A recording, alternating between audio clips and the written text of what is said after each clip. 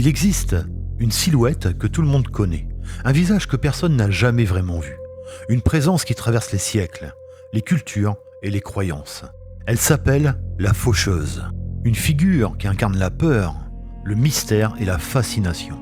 Un symbole qui semble aussi ancien que la mort elle-même.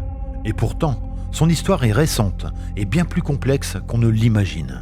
Aujourd'hui, nous allons explorer ensemble comment ce mythe s'est construit. Des fléaux médiévals aux différents messagers de la mort, à travers les cultures du monde entier et des fresques anciennes aux films modernes.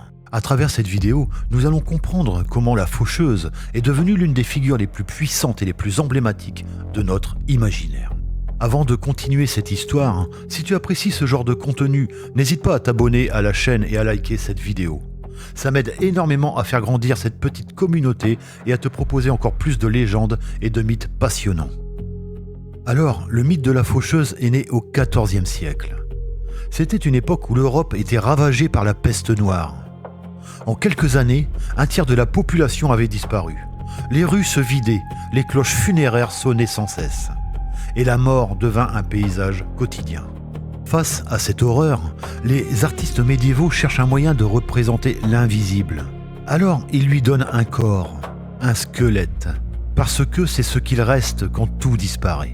Une cape noire, comme celle portée lors des rites funéraires, et une faux, l'outil des paysans détourné pour symboliser la récolte des âmes. Et c'est dans cette période très sombre qu'apparaissent des représentations très spéciales. Ce sont les fresques de la danse macabre. Elles sont peintes sur les murs des églises, des cimetières et même sur certains bâtiments publics. Elles montrent la mort comme un personnage à part entière. Un squelette animé qui entraîne les rois, les paysans, les marchands et les religieux dans une ronde sans fin. Une danse étrange, presque joyeuse, qui rappelle que personne n'échappe à l'inévitable et que l'on est tous sur le même pied d'égalité face à la mort. Aujourd'hui, certaines personnes associent la faucheuse au médecin de la peste. Ce personnage étrange au long manteau noir et au masque en forme de bec. Et pourtant, cette association est complètement fausse. En effet, le médecin de la peste n'apparaît qu'en 1619, 3 siècles après la naissance de la faucheuse. Son costume n'avait rien de mystique.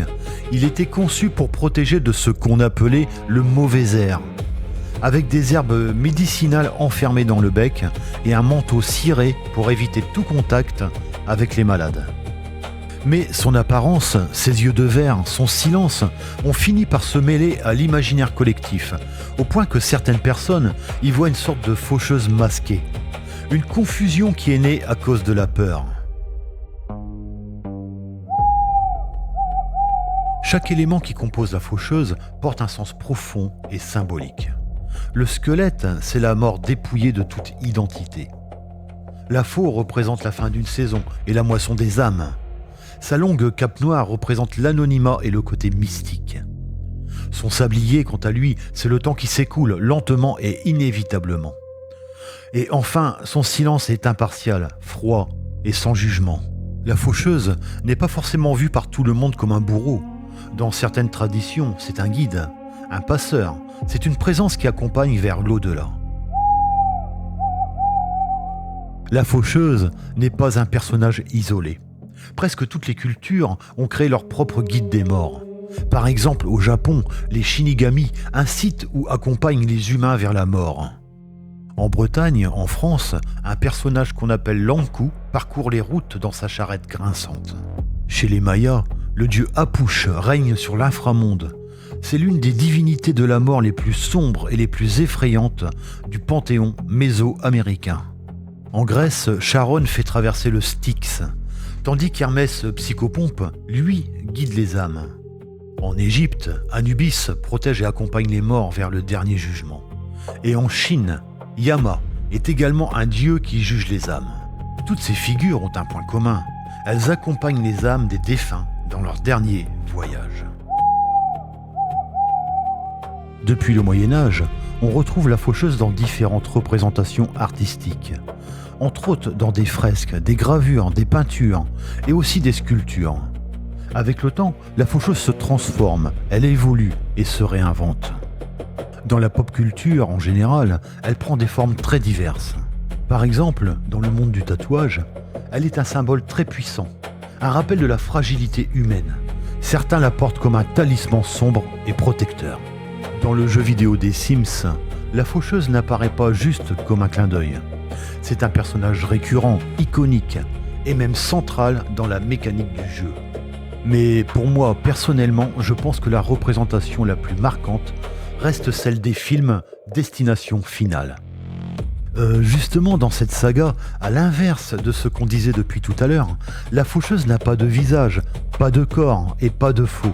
C'est une force complètement invisible, et ça, c'est justement ce qui la rend encore plus terrifiante. Elle est méthodique, patiente, elle orchestre des événements, des coïncidences et des pièges. Elle ne parle pas, elle ne se montre pas, mais elle est partout. En conclusion, on peut dire que la faucheuse n'est pas là pour nous effrayer. Elle n'est pas là non plus pour nous punir. Elle est simplement le dernier visage que l'humanité a choisi de donner à la mort. Un visage qui nous accompagne, silencieux, impartial et immuable. Et si elle continue de hanter notre imaginaire, c'est peut-être parce qu'elle nous rappelle ce que nous oublions trop souvent. Nous naissons, nous grandissons et nous suivons chacun nos propres chemins. Mais face à la faucheuse, nous sommes tous égaux. Voilà, cette petite vidéo est terminée. Et si cette plongée au cœur de ce mythe t'a plu, n'hésite pas à liker cette vidéo, à t'abonner à ma chaîne et à me dire quels autres mythes ou légendes tu voudrais que l'on explore ensemble. Allez, je te dis à très bientôt pour de nouvelles aventures passionnantes.